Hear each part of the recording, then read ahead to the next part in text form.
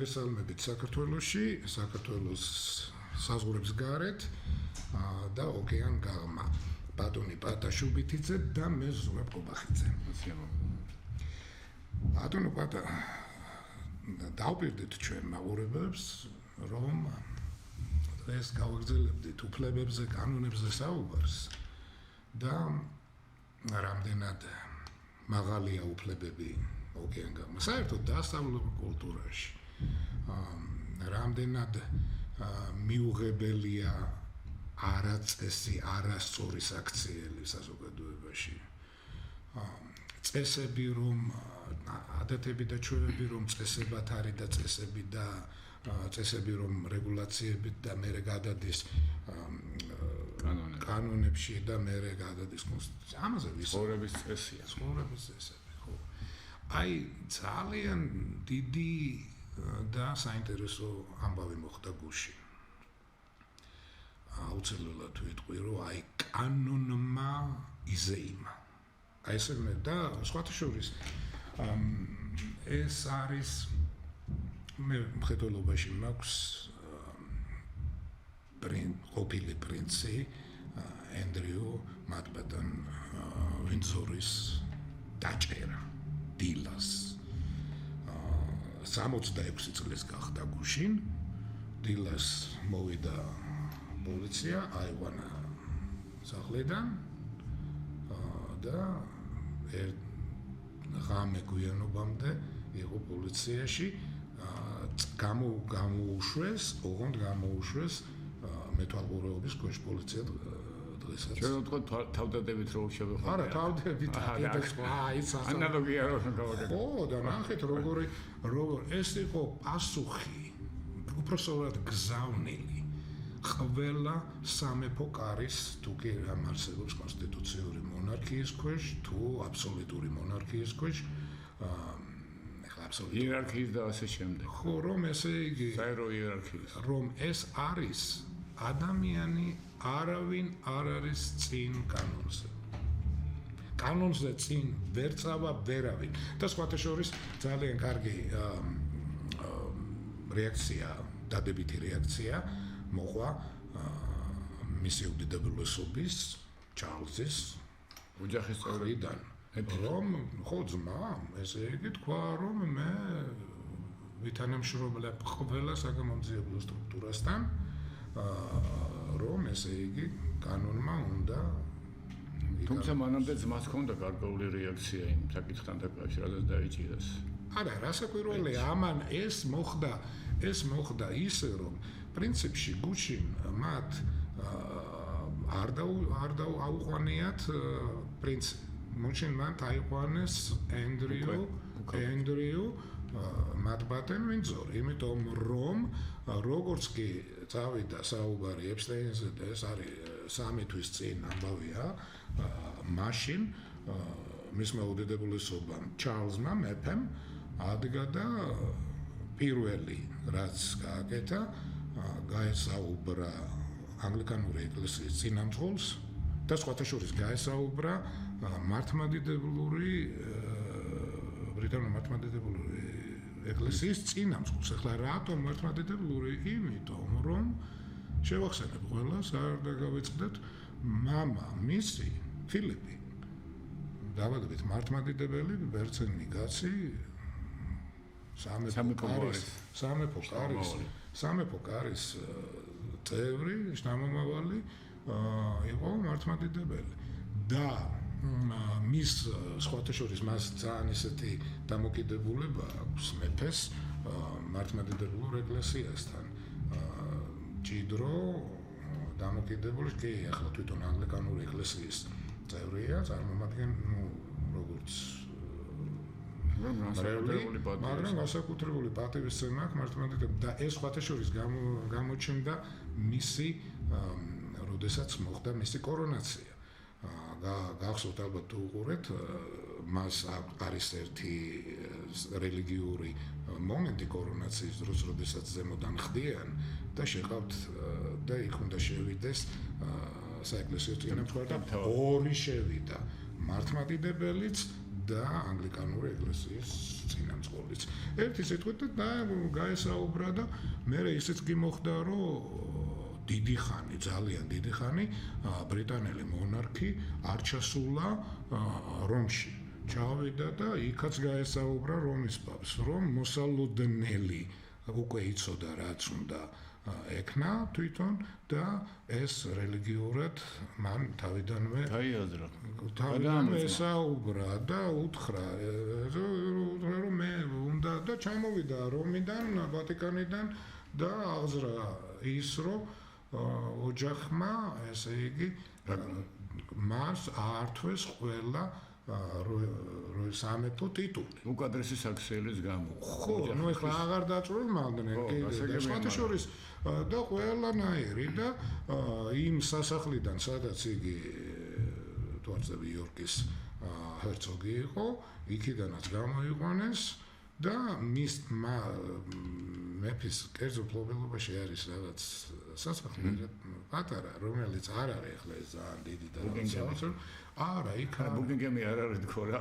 ხო, არ არის ბუკინგემი და იქ უთხრა რომ აი აქ იცხოვრებ როგორც ძმა, მაგრამ არა როგორც წევრი. შენ ლოჟაში ვეღარ იქნები, სამეფო ლოჟაში ვერ დაჭდები, ვერ იზეიმებ, ვერ გამოხვალ იმ აივანზე ზეიმებზე სამეფო კართან ერთად. ხო, ვერ, იმიტომ რომ ართმული გაქვს ართვა ყველანაირი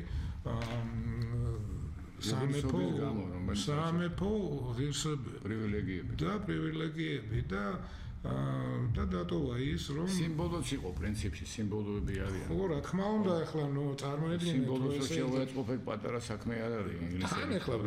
ახლა მე პირდაპირ ვამბობ.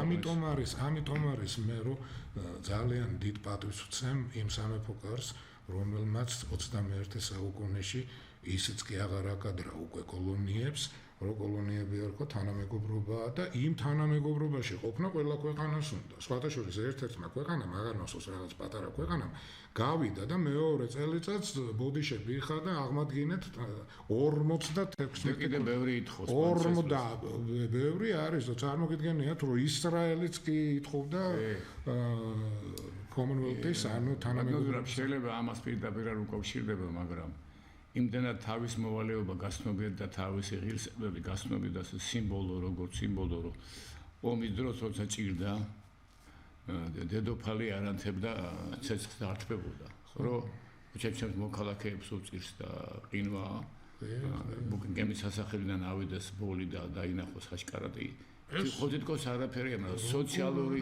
თანადგომა და სოციალური სოლიდარობისა და პატივის ამხელად თანხმობის გამოხატულება. მაშინ უკვე სიყვარული ისადგურებს ამ ხელისუფლებასა და მოქალაქეებს შორის, იმიტომ რომ შენ პატივს მე დღეს დედოფალი ვარ მართალია, მაგრამ მე შენი ტკივილი მესმის, შენი ტკივილი, ჩემი ტკივილი, ესეა, ეს ერთობა საოცარი ეს დიდია, ძალიან დიდია ეს თემა, რომ ესე იგი როგორ უყურებენ ისინი თავიანთ ქვეყანას, ხო?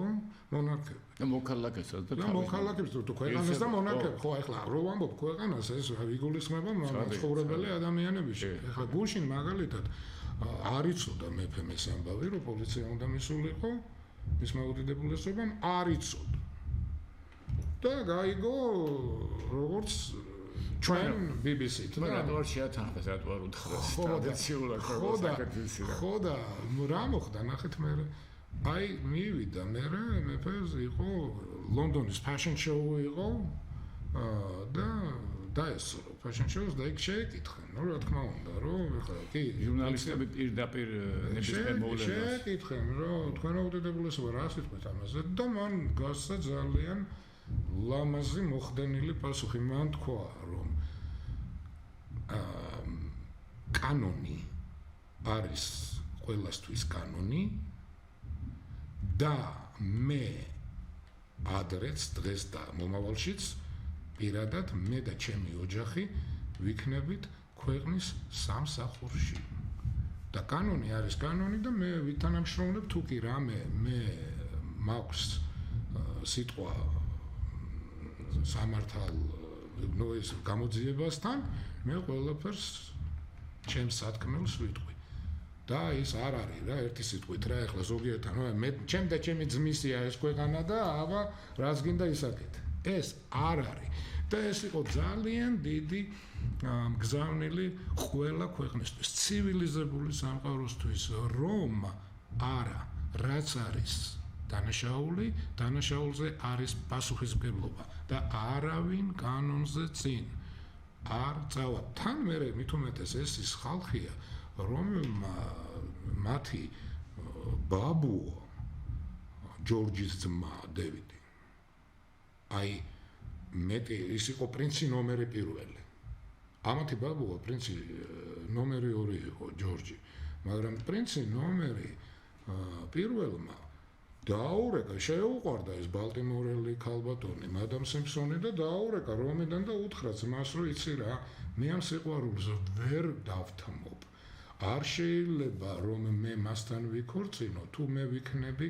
პრინცი ნომერი 1 და სამომავალი მეფე ასე რომ ჯორჯ გითმობ სამეფო კარს აი ამ კულტურის ხალხზე გვაქვს საუბარი და ახლა ბევრი ადამიანი რომ არ აღიარებს რომ იტყვიან მაგენი ანგლო-საქსები ისინი გთხოვთ პატივცემულებო როდესაც ამ სიტყვას იტყვით გაითვალისწინეთ ვიზე საუბრობთ რომელი აკურატულად არიან ისინი თავიანთ საზოგადოებასთან კი მონარქია კი მაგრამ კონსტიტუციური მონარქიაა და ის პოლიტიკაში ჩაურები და არც ის არის კიდე წამოწოლილი გონია ზოგს ტახტზე მეფე მათი ცხოვრება არის ძალიან მძიმედ საცხოვრებელი ვერ გაუძლო დაიანამ ამ ცხოვრებას ხო აი პირდაპირ რომ მე ფილმები მინახავს და ალბათ თქვენც გინახავთ ძვირფასებო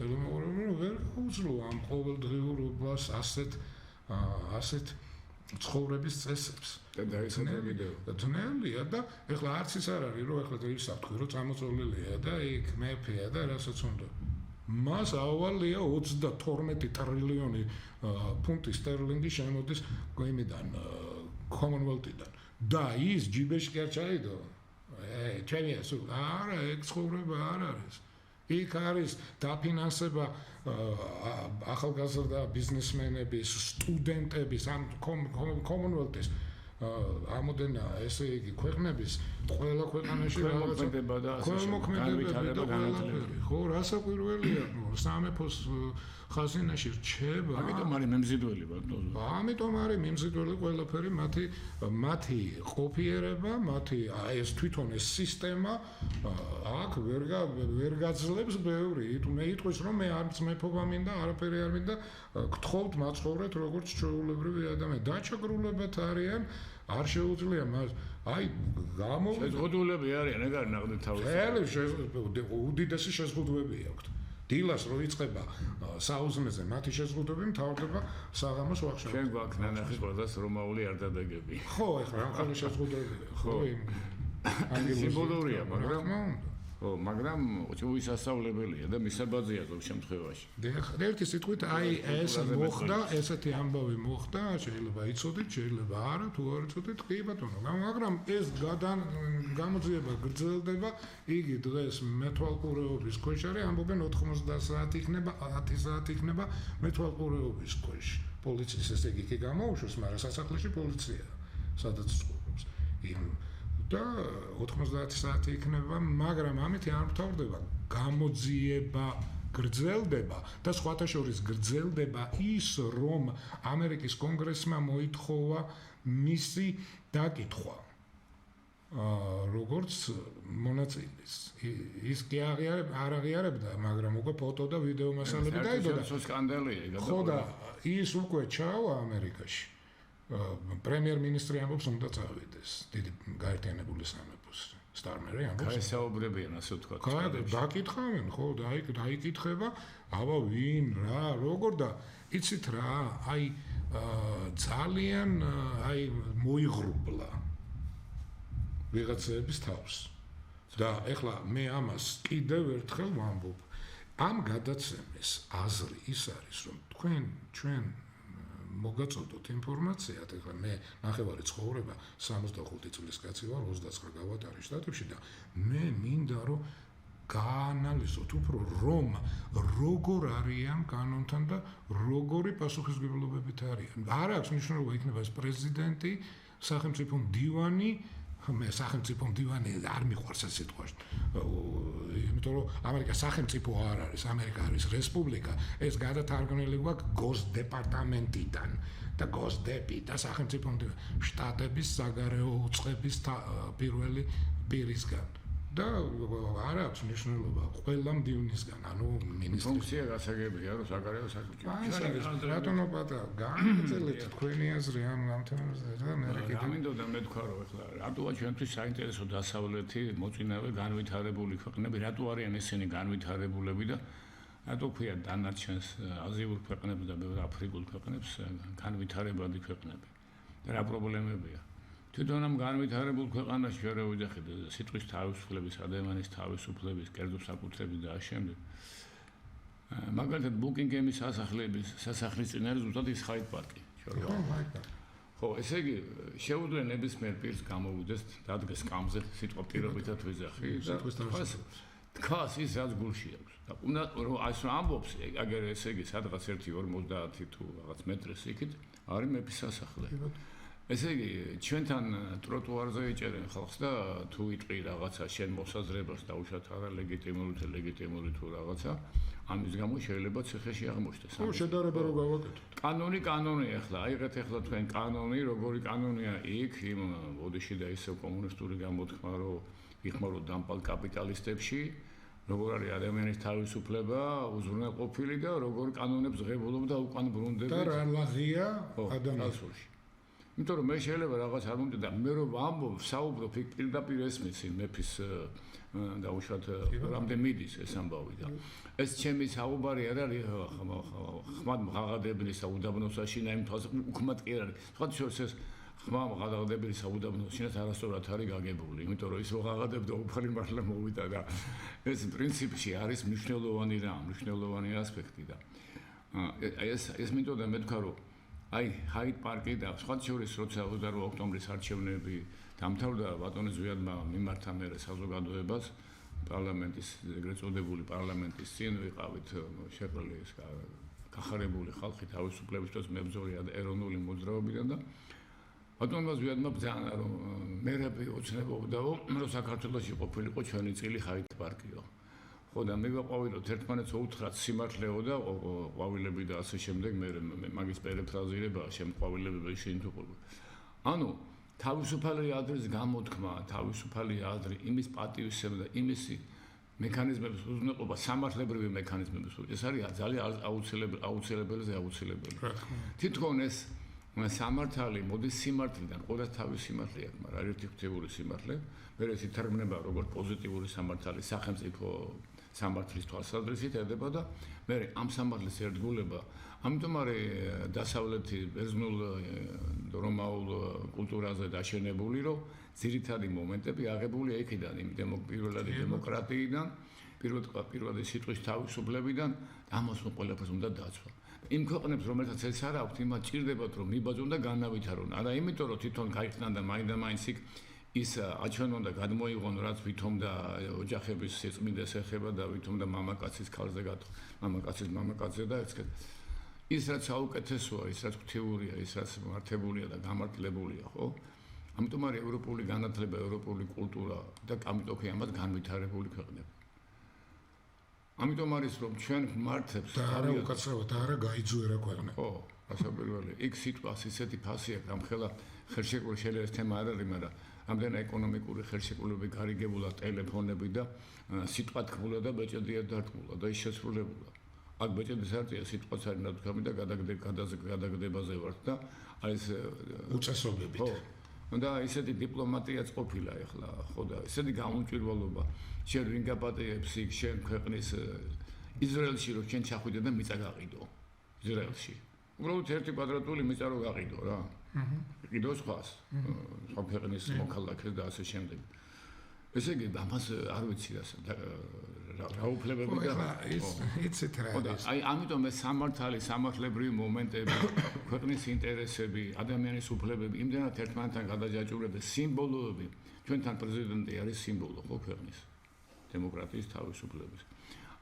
იქ ინგლისიც სიმბოლოა მეფე ბევრი იცავდა იქ პრემიერ-მინისტრის იმის უფლებაც არ აქვს რომ თქვა დაბზანდი უნდა ედგეს ფეხზე ტეჩერს მოვიდა უნდა ჩავიდეს კვირაში 10 დღეში ერთხელ და ჩააბაროს ანგარიში რა ხდება ქვეყანაში განა ის რომ იზერევა არა უბრალოდ ქვეყნისთვის როგორ არის ქვეყნის ცხოვრება როგორ მიდის უკაცრავად ბატონობა და შემოგეჭერეთ და ეხლა მაგ თქვენ რაც თქვით ერთ მომენტს დავამატებ რა გუშინ ეხლა ყველა უყურებთ ალბათ ფიგურულ მოციგურავეებს ულოცავ ჩვენს ნაკრებს ხო ძალიან სასიხარულო ამბავი და გუშინ აჩვენეს ამერიკელი მოციგურავე გოგონა მარტო გუშინ ხო ეგ იყო რო იტყვიან გოგოების გლენია ვარად ის იყო ის გოგო რომელიც მასზე იყო ესე იგი დამოკიდებული მას უნდა გაემარჯვა ეს ბევრაძლიერი სპორტსმენია, მაგრამ ნუ ჩაუვარდა მოკლე პროგრამა და ერთი სიტყვით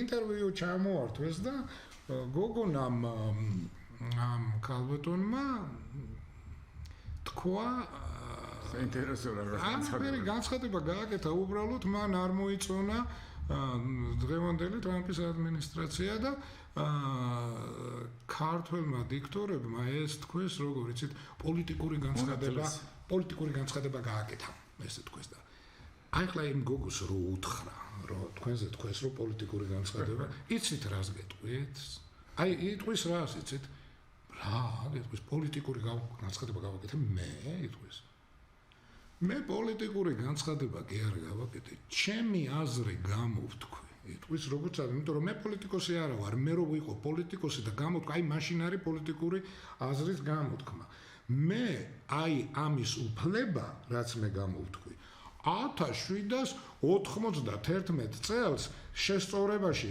შემოიტანა ჯორჯ ვაშინგტონის პრეზიდენტობის დროს შევიდა შესწორებაში პირველი შესწორება ესე იგი სიტყვის უფლების თავისუფალი სიტყვის პრესის მიტინგის საპროტესტო გამოსვლის გამოხატვის ეს ყველაფერი მე მონიჭებული მაქვს იტყვის კონსტიტუციით 1791 წელს რას მაბრალებთ რა პოლიტიკა მე გამოვხატე და მე მარტო არ გამოვხატე იტყვის ძალიან ბევრმა გამოვხატა ახლა მე კარგად გამიგეთ მე ამითი არ ვამბობ რომ მე ამერიკის წინააღმდეგ სიტყვას პატივცემულებო არ მიიღოთ მე ვერასდროს ვერ ვიტყვი იმიტომ რომ საქართველოს რომ მიყვარს თითქმის იგივე რანგში ამყავს ამერიკა იმიტომ რომ ნახევარი ცხოვრება იგავადარე და მე არ შეიძლება რომ ვიყო ანტი-ამერიკელი ყოფილა ვიღაცას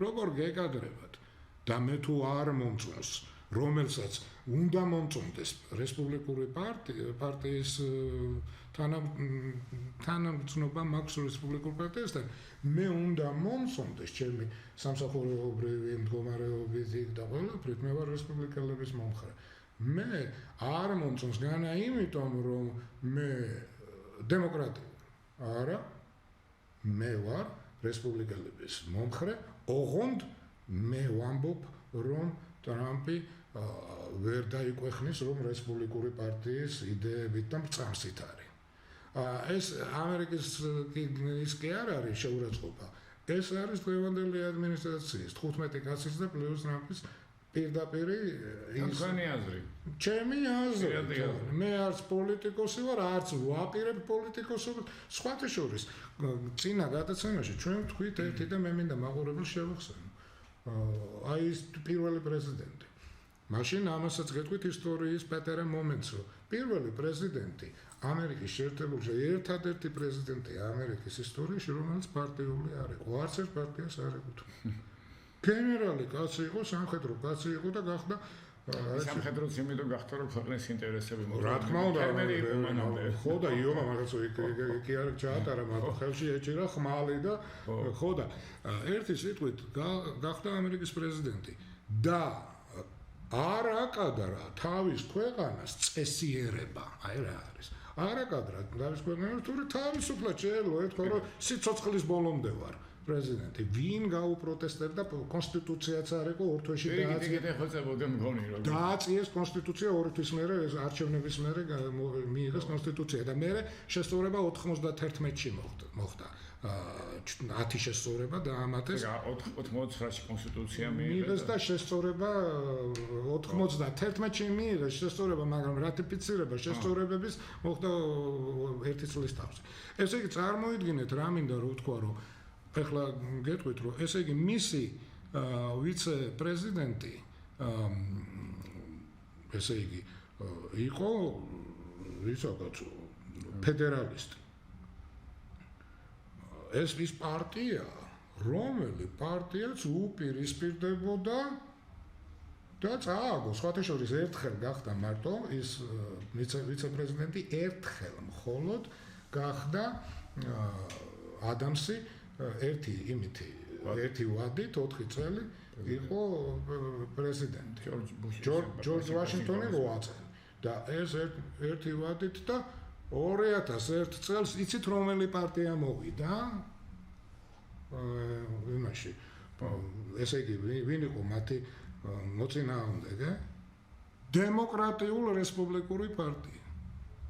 დემოკრატიულ-რესპუბლიკური პარტია რომელიც 1824 წლამდე იყვნენ ამ პარტიიდან 4 პრეზიდენტი იყო ამ პარტიიდან დემოკრატიულ რესპუბლიკურ სოციალისტური იდეები შემოდიოდა ნელა ეხლა ნახეთ როგორ იყო ფედერალისტებს უნდათ ეხლა ეს უბრალოდ გადაგვიყვანს ცოტა სხვა თემაზე მაგრამ მე მაინც მინდა ფედერალისტებს პროგრამა იყო ესეთი ფედერალისტებს ძლიერი ხელისუფლება ამერიკის და ძალიან ახლო კავშირები ბრიტანეთთან და დემოკრატიულ რესპუბლიკური პარტია რომელიც ესე იგი ამათი იყო ძლიერი შედარებით ნაკლები ხარჯის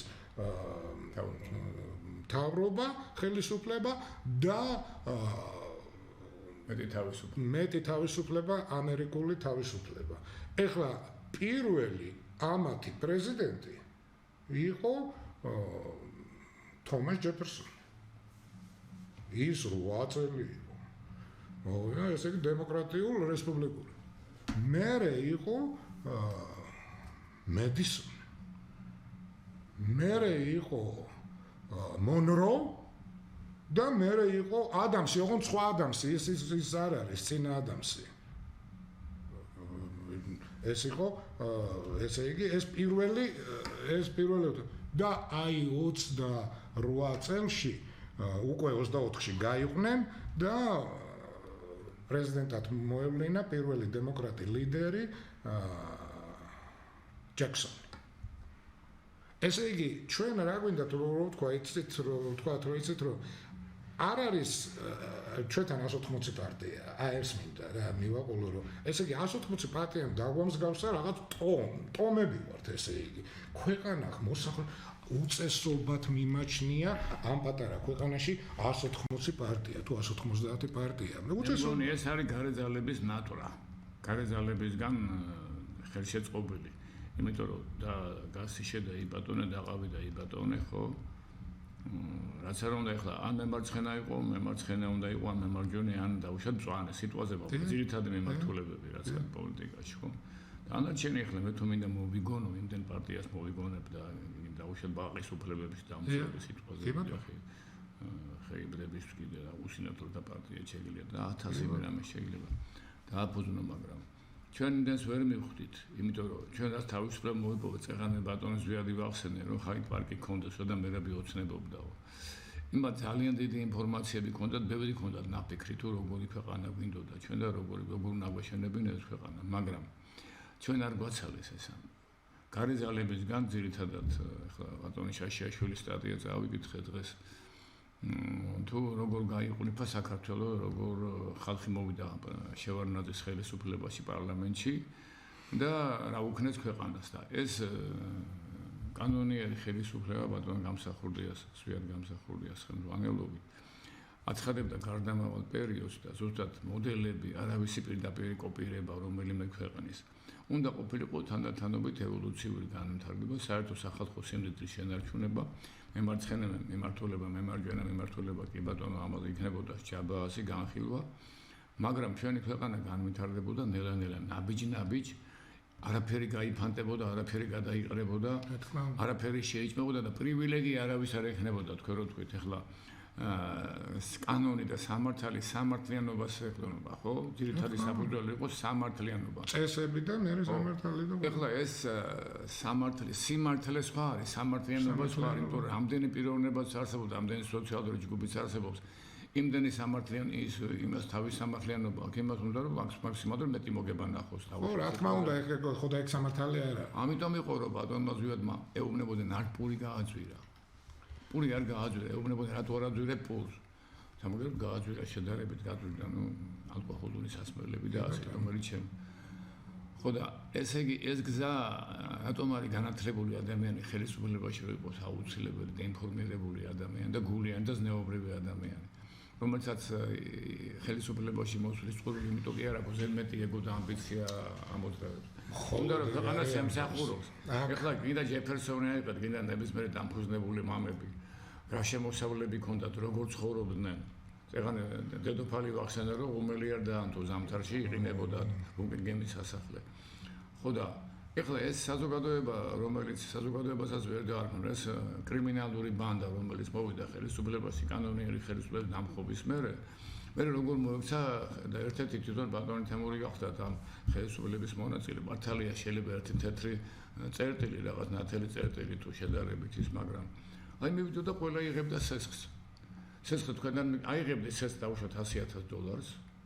გავიდოდა 1-2 თვე $100,000 ეკვივალენტი კუპონები რაც აიღეთ და აბრუნებდით $100 და $99,000 თქვენ გჭირდება. აი ახლა ბატონო პატარა, აი წესებზე და კანონებზე ვლაპარაკობთ და უკაცრავად რა მინდა რომ მაინც ვთქვა რომ კანონი და წესი და რეგულაციები იმ სესხებსაც აქვთ. და ამაზე ვისაუბრებთ როგორ უნდა მე გეტყვი ეს იმ ქვეყანაში. ხო, და ცივილიზებულ სამყაროში. რა ვსქვია ესე მიხვიდე მე მინდა სესხი. ეგრე არ არის. არ ვიცი 150 იქ არის რეგულაციები. 150 კაცის თუ 200 კაცის სია არსებობს, მარიშვილის სია. ხო და გადაახერხეს საბჭოთა ბანკი, რა ერთის სესხი კი არის, ის გამოტანა. ხო ის ვისია ის პუბლიკაცია. ხო და ეს ხალხი რომ გაიძარცვა ახლა შევარდნაძის პარლამენტში რამდენი მილიონერი ისდა. ის როგორ მე როლს დაგოგმავს ახლა როგორ გააგზელებს ცხოვრებას, გამიგეს ნეპოტიზმი, ეს კორუფცია, ეს ყველაფერი იმის ნაშრომია და ახლა ხენაყოფით იცნობა, ხო? უსარგებლო უნაყოფო თუ წარეხესა, კეთილი ნაყოფი არ ექნება. მე თქვენ რომ საუბრობ დასავლეთის შემდგომ დასაკვირველია ძალიან ბევრი მისაბაზი მაგალითებია და უმრავი სიკეთე არსებობს. მე რომ დავდიოდი როგორც თქვენ დავდიოდი ფოტოებს ვიღებდი ყველაფერს, აი სკამებსაც კი პარკებს იმას რომ ფესვებიდან იწყება ყველაფერი, ხო? აქ რომ ჩამოსულიყავი რომ საქართველოში მენახა ეგეთი საქართველო როგორიც იყო და უშად განვითარებული ლამაზი ქვეყნები კიდე სკანდინავია. პირველი ნაბიჯების გადადგმა არ გვინდა. ხო და აქ იმის ასე იყო ჰამლეტ გონაშვილი, კაცო. ჰამლეტ გონაშვილი წავიდოდა იქიდან მოქონდა ვაზი, მოქონდა. კი ბატონო, რაც კარგი იყო. ხო, იმას არ ჩამოუტარე ახლა. კი ბატონო, ყვებოდნენ ასამში ახლა მე ასამში ვწევავდი სახელმწიფო. გასაბერი ქალები და პორნოგრაფიული ფოტოები და ისე ბიჭო. დღეს ახლა პორნოგრაფია და აქ რო არის ახლა ესე უნდა. აი ბატონო პატარა მე მინდა რომ ჩილდები ხომ ისე ჩილდები ჩამოვდივარ. ხო, მაგრამ უკაცრავად, მაგრამ აი ნახეთ, ახლა არიან ადამიანები, რომლებიც კიდევ ერთხელ ვამბობ, ამ გადაცემის აზრი ის არის, რომ ჩვენ გვინდა რომ თქვენ უფრო კარგად მიიღოთ, გაიგოთ რა ხდება, როგორ ცხოვრობენ თუნდაც კანონდამდებლები. აი ახლა მაგალითად, აი არ ვიცი რა არის ალბათ საშუალება რომ გადათარგმნოთ ან დააკვირდით YouTube-ზე ხშირად არის როგორ ესაუბრებიან კანონდებლები ხელისუფლების აპარატის მდივნებს, ну, ან მინისტრებს. უფრო მკაცრად ვინებ? მკაცრად კი არა. აი მილებში ატარებენ რა. მე მაგალითად ახლა ერთ მომენტს გეტყვით, ნახეთ, აი კანონი, ამერიკული კანონი ეს არის, რომ პრეზიდენტს არჩეულია დაიწყოს ომი. ომს იწყებს კონგრესი. იტყვის ან არის, კი, ან არ არის. ხო და აი დაიბარეს მარკო რუბიო და სენატორი ეკითხება. პატრიცემულო მდივანო გააგებინეთ ერთი თან საუბარი ამ კუთხით მედეს მე კი არა ეუბნება გააგებინეთ ამიტომ ეს ხალხის რჩეულია გააგებინეთ ამერიკელ ხალხს რა მოქმედება იყო ვენესუელაში რა იყო ეს მე გეტყვით როგორც სენატორი და ყველა სენატორი დამეთანხმება ამბობს ორპარტიულად რომ ვენესუელის პრეზიდენტი მადურო არ არის კარგი ეს არის ამერიკული პოლიტიკისთვის მტერი მაგრამ მე გეკითხებით თქვენ მიაწოდეთ ინფორმაცია კონგრესს ჩვენ აი ეს ეუბნება მარკო რუბიო ეს თვითონ ყოფილი სენატორი ძალიან ახლოს იცნობს იმ სენატორს თვითონ სენატორი თან ცოტა ხანი არ ყოფილა მარკო რუბიო ეუბნება ჩვენ ვაცნობით დივანო ეუბნება მე გეკითხებით თქვენ რო აცნობთ კონგრესს თქვენ აცნობთ და წახვედით ოპერაციას თქვენ წახვედით ოპერაციას იყო ეს საბრძოლო არა ბატონო სენატორო ეს იყო გარკვეულწილად სამხედრო ოპერაცია არ იყო კარგით მისაღებია თქვენი პასუხი მაგრამ შეკითხვა მაქვს ანალოგიური რომ მომხდარიყო ვინმე მოსულიყო ამერიკაში მოეტაცა პრეზიდენტი იქნებოდა საომარი დაერქმეოდა ომი დატუმდა მიხვდა რომ წააგო და აქ უკვე მე მოხდა ის რომ ასე რომ არა კონსტიტუციურ ქმედებებს დიდი პასუხისმგებლობები აქვს მაგრამ ისინი ხალხის რჩეულნი არიან ჩვენ ისიც ვერ ვქენით რომ ხალხის რჩეულნი ყავდეს პარლამენტში ჩვენ ყავს პარტიული სევით ვიღაც სახეების გიან და ლაპარაკობენ აბსოლუტურად გაგებაში არიან პირდაპირ ვიტყვი არ მერიდება გაგებაში არ არიან რა ხდება მსოფლიოში გაგებაში არ არიან რა ხდება საქართველოში და არ არიან ხალხის საქართველოში არიან პატრონო ტენდერები როგორ მოიგო არა ეგ გაგება კი ეგ არის მოპარვა ხო და იცით რა ამ დროს არიან ისინი დანიშნულები პარლამენტარად დაინიშნა თუმცა რა ამ ქვეყანაში უკვე პრეზიდენტიც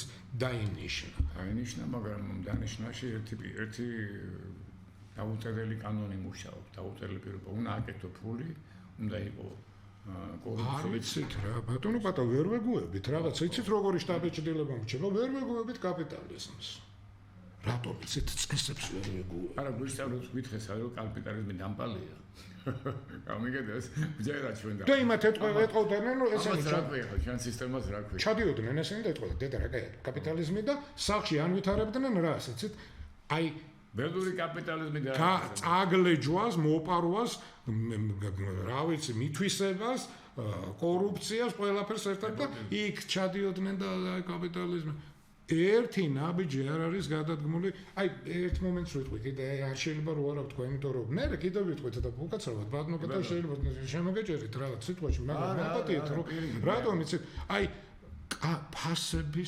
ფასებს ესე იგი მუშაობს პრემიერ-მინისტრის კაბინეტი და ბიზნესმენები ერთად ფასებზე მუშაობა როგორ ფასებს არეგულე რას ქვია არეგულე ფასებს განაგებს ბაზარი ბირჟა დისტრიბიუტორი შენ რო ხარ მეწარმე ამერიკის პოლიტიკა ბატონო ხო შენ რო ხარ მეწარმე დალაგებულ ქვეყანაში შენ რო ხარ მეწარმე შენ ცალკე დაწესებულება დისტრიბიუტორი ტრანსპორტირებენ მანქანაგონიათ მარტო დისტრიბუცია მოახდინა და მე მიიტანა ქსელურმა და დაადო თავის ფასი ივან მანქანით მიიტანა ადრს თავის ფასი დისტრიბიუტორი რო ყავდეთ იცით რას გეტყოდეთ მე მაგ ფასში არ ვყიდულობ მაგას იმიტომ რომ მე პატარა ფული უნდა გავაკეთო მე ვარ დისტრიბიუტორის სიტყვა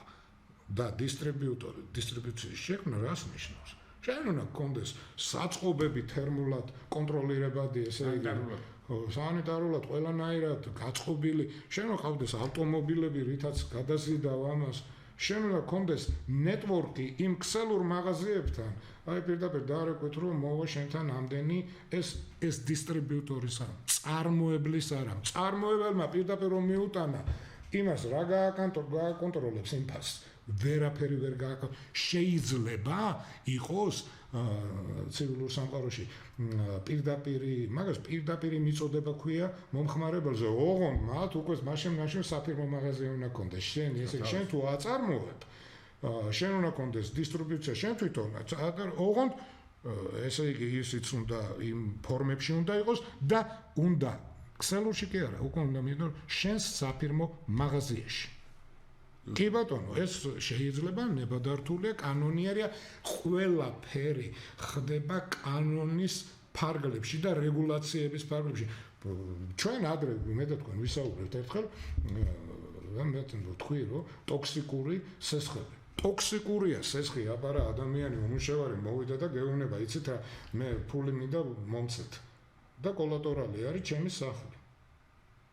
და ამან რა სახლი გაიგო დედა რა კაია ის სახლი ალბათ 2 წელიწად ჩემი იქნება და მოგცა ვალი. ეს არის უკვე ტოქსიკური სესხი. იმიტომ რომ იმას ის უნდა უთხრას, რომ ამ დროს ის უნდა უთხრას, თქვენ თუ ვალი გინდათ აიღოთ, ბატონო, თქვენ უნდა გქონდეთ სამსახური და თქვენ თუ სახლის ჩადება გინდათ. დადი და უთხარი რომ მე აი ამ სახლზე მომეცით 5,000 და არა 40,000 და 60,000.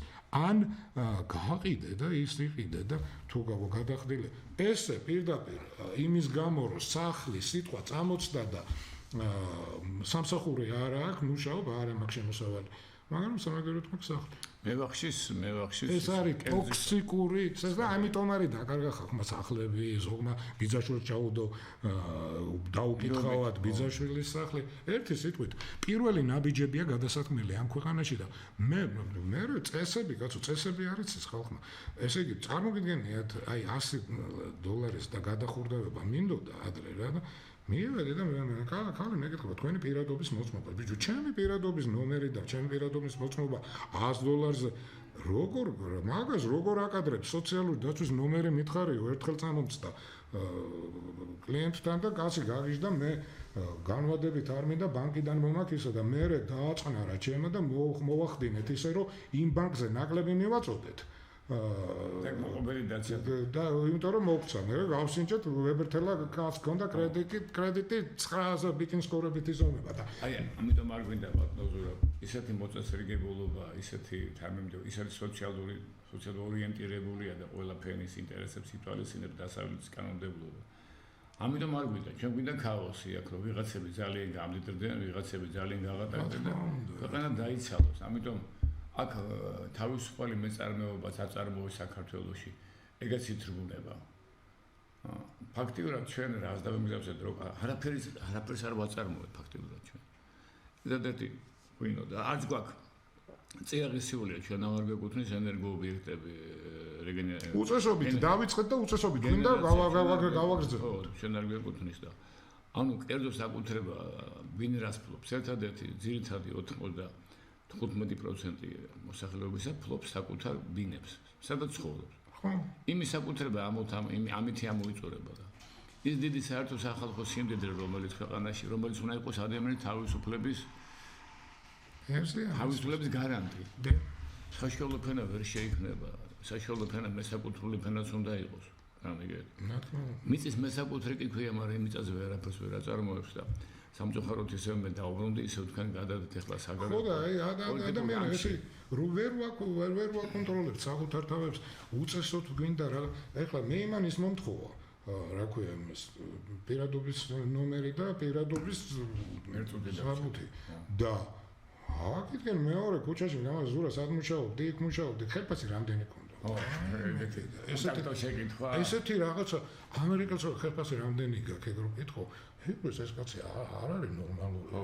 ესე იგი ყველანაირად ხალხურია და იმიტომ ძალიან პირადულია და ესე იგი არ ვიცი აი ესენი ხელისუფლება აი ახლა იმიტომ თქვი რომ ჯორჯ ვაშინგტონი რომ მოვიდა და კაცი წავიდა ხო შენ მოხვედი წასვლის დრო აღარა გაქვთ კაცო როგორ შეიძლება თან მე მოყავს მიყავს ვიღაცები შეგავს გამოყავს პარლამენტში ხალხო არ ვიცი რა მე უკვე დეპრესიულად ვიყავი რამოდენიმე მომენტში მე და თქვენ ვისაუბრეთ რომ ესე იგი აუყვე რაღაცას რას აუყვე კაცო უწესობას რა არ მინდა რა არაფერი არ მინდა ვიბრძოლოთ ბატონო უნდა ვიბრძოლოთ და მე ეხლა დაგემშვიდობებით ძვირფასო ტელემაყურებლებო ქალბატონებო და ბატონებო არ გვაქვს დღეს მეტი დრო მაგრამ გავაგრძელებთ რა თქმა უნდა ადრეც დაგვერდით 5-6 გადაცემა კანონები და წესები და ყველანაირი ურთიერთობები კანონებთან და უფლებები და ყველაფერი ამ თემებზე დიდი მადლობა დღევანდელი შეგხვდებით შემდეგ პარასკევს 7 საათზე უკაცრავად მადლობა ყურადღებისთვის მადლობთ ნახვამდის